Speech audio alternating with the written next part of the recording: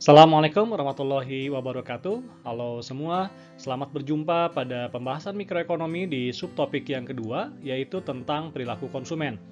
Melalui konsep ini kita berusaha untuk memahami bagaimana pengambilan keputusan konsumen dalam pembelian produk, bagaimana faktor pendapatan harga bisa memengaruhi permintaan, serta mengapa permintaan atas produk tertentu lebih sensitif terhadap harga dan pendapatan dibandingkan permintaan atas produk lainnya. Tiga konsep ini akan kita bahas, dan di video pertama ini kita akan membahas mengenai preferensi konsumen. Secara garis besar, konsep perilaku konsumen bisa dijelaskan sebagai berikut. Pertama, ada preferensi konsumen yang menunjukkan bagaimana konsumen membandingkan kombinasi-kombinasi barang atau market basket yang bisa dia konsumsi. Konsumen mungkin lebih menyukai salah satu market basket dibandingkan market basket yang lainnya, namun bisa juga indifferent atau menganggap kedua market basket sama saja. Hal yang paling menentukan di sini adalah selera, sehingga preferensi satu konsumen dengan konsumen lain sangat mungkin berbeda. Masalahnya kemudian, tidak semua market basket bisa dibeli oleh konsumen. Ada kendala anggaran.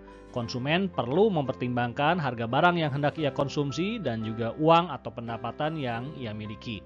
Nah, setelah mempertimbangkan preferensi dan kendala yang ada, barulah kemudian konsumen menentukan pilihan yang dapat memberinya kepuasan tertinggi. Baik, kita sekarang mulai pembahasan mengenai preferensi konsumen. Ingat di penjelasan sebelumnya, preferensi konsumen ini beda dengan pilihan konsumen, atau pendapatan dan harga belum masuk di sini.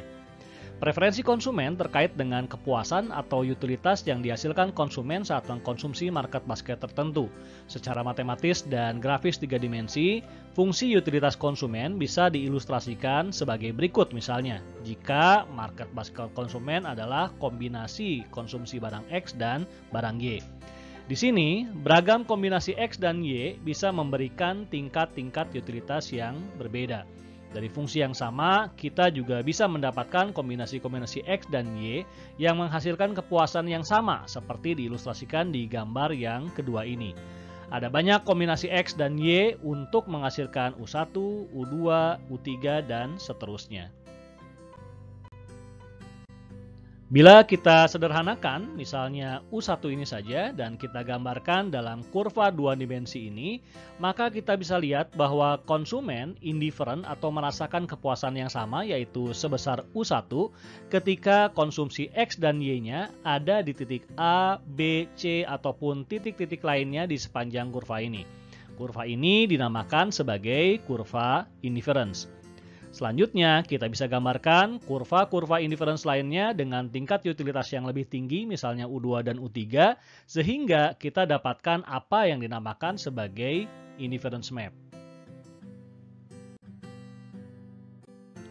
Tiga asumsi dasar yang umum digunakan dalam preferensi konsumen adalah sebagai berikut. Complete artinya konsumen bisa membandingkan dan meranking kepuasan dari seluruh kemungkinan konsumsi market basket yang ada. Asumsi transitivity ini dibutuhkan untuk mendapatkan konsistensi preferensi konsumen. Jika kombinasi A dan B memberikan utilitas yang sama, sementara B lebih disukai dari C, maka A lebih disukai dari C. Pelanggaran asumsi seperti di contoh ini misalnya menyebabkan kurva indifference berpotongan satu sama lain. Sementara asumsi ketiga juga dibutuhkan karena saat ini kita membicarakan goods bukan bads. Pelanggaran asumsi ini menyebabkan kurva indifference berslope positif. Setelah memahami pengertian, asumsi, dan bentuk kurva indifference, sekarang mari kita interpretasikan kurva indifference lebih lanjut. Pertama, dengan kebiningan kurva atau turunan DY/DX yang negatif, ini menunjukkan bahwa hubungan antara konsumsi barang X dan Y adalah negatif. Artinya, untuk mendapatkan tingkat kepuasan yang sama, kenaikan konsumsi salah satu barang harus dibarengi dengan pengorbanan konsumsi barang yang lain. Perhatikan pergerakan dari titik A ke titik B. Saat konsumsi X naik dari XA ke XB, agar utilitas tetap sama di U1, maka Y harus turun dari YA ke YB. Sebaliknya, dari titik A ke C, saat konsumsi Y naik dari YA ke YC, agar utilitas tetap sama di U1, maka X harus turun dari XA ke XC. Hubungan antara X dan Y di sepanjang kurva indifference inilah yang dinamakan sebagai marginal rates of substitution. Lalu bagaimana mengukur MRS? Kita ingat bahwa di sepanjang kurva indifference utilitas adalah tetap atau sama. Secara matematis, kondisi ini diekspresikan sebagai diferensial U sama dengan 0. Karena nilai U dipengaruhi besaran X dan Y, maka kita dapatkan diferensial sebagai berikut. Operasi matematis kemudian memberikan hasil berikut. MRS bernilai positif sehingga dinyatakan sebagai negatif dari turunan dy dx atau slope kurva indifference. MRS juga bisa diekspresikan sebagai rasio marginal utility dari barang X dan barang Y.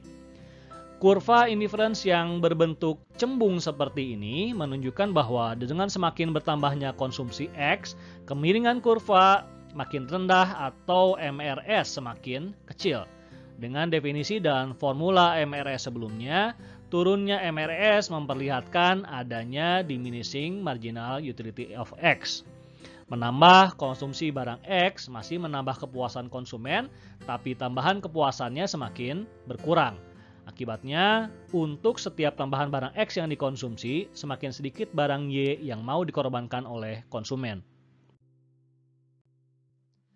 Dalam teori mikroekonomi, kita mungkin menjumpai indifference map seperti demikian. Untuk dua indifference map pertama, kita melihat preferensi atas laptop yang berbeda dari konsumen A dan konsumen B. Dengan kurva-kurva indifference yang lebih curam, konsumen A memiliki MRS yang lebih besar daripada konsumen B. Hal ini menunjukkan bahwa konsumen A lebih menyukai laptop high performance daripada laptop slim. Sementara konsumen B sebaliknya. Konsumen A mau mengorbankan lebih banyak laptop slim demi mendapatkan laptop high performance, sedangkan konsumen B lebih mau mengorbankan lebih banyak laptop high performance demi mendapatkan laptop slim.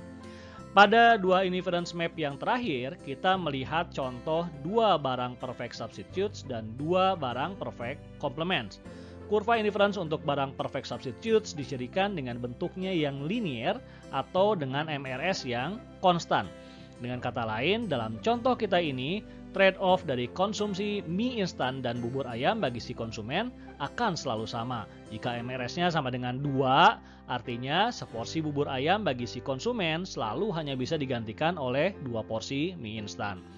Untuk sepatu kanan dan kiri dalam contoh terakhir kita, MRS si konsumen adalah 0 atau tak terhingga. Keduanya adalah barang perfect complement.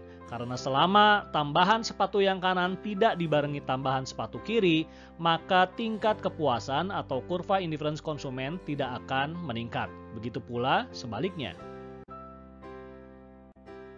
Demikian saya cukupkan dulu pembahasan kita sampai di sini. Pastikan Anda paham bahwa fungsi utilitas berbeda dengan fungsi indifference dan pastikan juga Anda memahami konsep dan perhitungan marginal rate of substitution beserta interpretasi dari setiap bentuk kurva indifference. Silakan ditonton ulang jika penjelasan terlalu cepat atau jika ada bagian-bagian yang perlu di-highlight dan dicatat. Kita akan sambung pembahasan tentang perilaku konsumen di video berikutnya. Tetap sehat dan semangat belajar selalu. Assalamualaikum warahmatullahi wabarakatuh.